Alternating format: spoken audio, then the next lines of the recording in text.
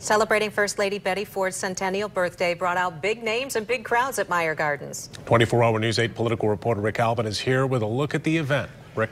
Former First Lady, U.S. Senator, Secretary of State, and Democratic nominee for President Hillary Clinton was among the people who joined in praise of Betty Ford, honoring the 100th anniversary of her birth.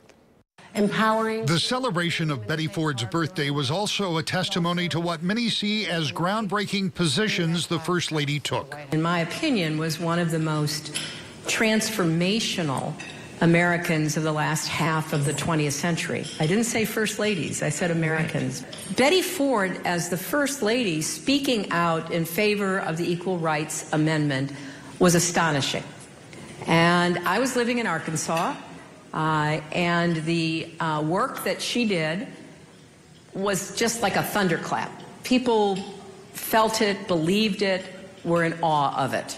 And I just thought that took so much grit and guts. First ladies are very important. Not only do they have their own causes, but they can make a big difference. And I think my mother was one of the starters of changing the role of the First Lady. And she was very outspoken and talked about the Equal Rights Amendment and her breast cancer and drug and alcohol addiction. And so she has changed the role, and so it's time to honor her. Mike Ford reflected on the woman that so many remember for her courage and leadership, but she was also someone he called Mom. Humor, what was it like growing up with her? Yeah, she was kind of that cool mom who would be with the young kids and do things maybe a little out of the lane sometimes to kind of entertain and keep us engaged.